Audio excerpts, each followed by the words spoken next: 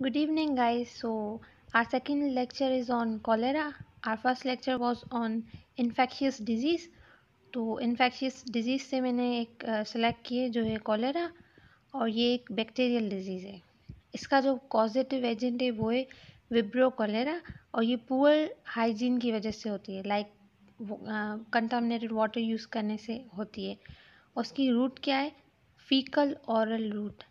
इसका मतलब क्या है? Injection of contaminated water that is contaminated with the faeces of infected human. कोई भी इन्फेक्टेड ह्यूमन जो कि कॉलेरा से इन्फेक्टेड है, अगर उसके उससे कंटामिनेटेड वाटर हमने यूज़ किया है, इंजेस्ट किया है, तो उससे कॉलेरा हो सकता है।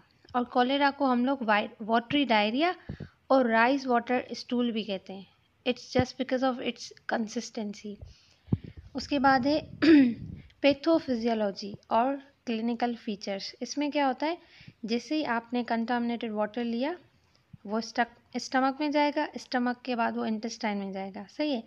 उसके बाद जो इस बैक्टीरिया के टॉक्सिन्स होते हैं ना, वो बाइंड हो जाएंगे एंटेरोसाइट सरफेस रिसेप्टर, जो आपकी इंटेस्टाइन के रिसेप्टर्स है ना, उस पे बाइंड हो जाएंगे।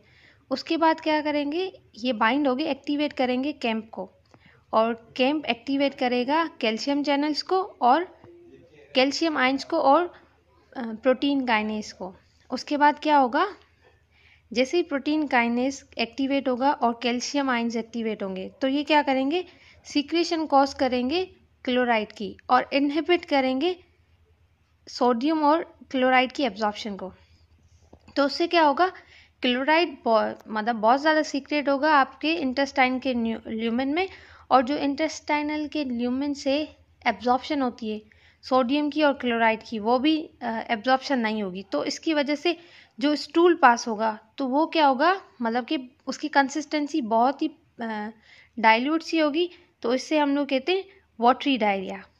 अब स्टार्ट से, toxin bind with the enterocyte surface receptor that leads to the activation of the CAMP.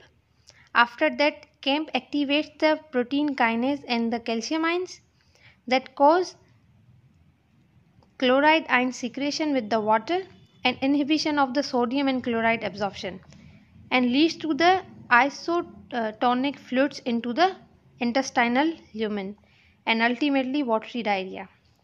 This is the first pathophysiology, and the second one is, जैसे ही आपने कंटामिनेटेड वाटर लिया, टॉक्सिन्स जो कि आपके स्टमक में जाएंगे और जो आपके गट के एंटेरोक्रोमोफिन सेल्स हैं, वहाँ से सीरोटोनिन की रिलीज़ को इंक्रीज़ कर देंगे। और हमें पता है जैसे ही सीरोटोनिन रिलीज़ होगा, उससे क्या होगा? सीक्रेटरी एक्टिविटीज़ है ना जो हमारे गट की, वो ज़्यादा हो जाएंगी, और सीक्रेशन ज़्यादा होने की वजह से और एब्जॉर्प्शन कम होने की वजह से क्या होगा?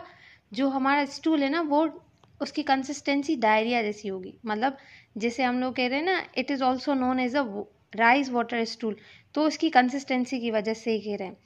अब जो इसके बाद है इसके सिम्टम्स भी इसी बात को इंडिकेट करते हैं। जैसे डायरिया होगा तो जितने भी इलेक्ट्रोलाइट्स हैं या फ्लूइड्स हैं, वो हमारी बॉडी से बाहर हो जाएंगे, तो डिहाइड्रेशन हो जाएगी, वॉल्यूम कम हो जाएगा हमारे ब्लड का, तो हाइपोटेंशन हो जाएगी, और उसके बाद है डायरिया। अब अगर हम कॉलेरा को अनट्रीटेड छोड़ देते तो क्या होगा? It may leads to the death. उसके बाद है मैनेजमेंट। हम इसे कैसे मैनेज कर सकते हैं? पहले तो हम ओरल रिहाइड्रेशन सॉल्यूशंस देंगे, जिसको हम ORS भी कहते हैं। और इससे क्या होगा? इस ORS जो हम लोग दे रहे हैं, उसमें क्या होता है? सोडियम, क्लोराइड, पोटेशियम, ये सारे आयंस होते हैं, तो इसमें ग्लूकोज भी होता है। अब इससे क्या होगा? ग्लूकोज डिपेंडेंट सोडियम एब्जॉर्प्शन होगी। जैसे हम लोग कह रहे थे ना, सोडियम और क्लोराइड की सीक्रेशन हो रही है just because of the activation of camp. तो इससे क्या होगा?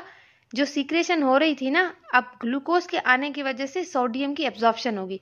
अब एब्जॉर्प्शन होगी तो सोडियम लॉस नहीं होगा हमारे स्टूल में। तो एक तो ये है, और दूसरी है सिंगल डोज एरिथ्रोमाइसिन और डॉक्सीसाइक्लिन। ये दोनों एंटीबायोटिक्स हैं जो कि हम लोग ले रहे हैं। क्यों? To eradicate the bacteria. जो बैक्टीरिया ये सब कॉज कर रहा है, कॉलेरा कॉज कर रहा है, तो उसे इरेडिकेट करने के लिए हम इसका सिंगल डोज देंगे, जस्ट अ सिंगल डोज। उसके बाद है प्रिवेंशन। हम लोग कैसे प्रिवेंट कर सकते हैं कॉलेरा को। एक तो अपनी हाइजीन अच्छी रखें, अच्छा मतलब जो साफ़ पानी है वो पिए, और सैनिटेशन, ये दो इसकी प्रिवेंशन है। सो आज का लेक्चर यहीं पे ख़त्म होता है कॉलेरा से।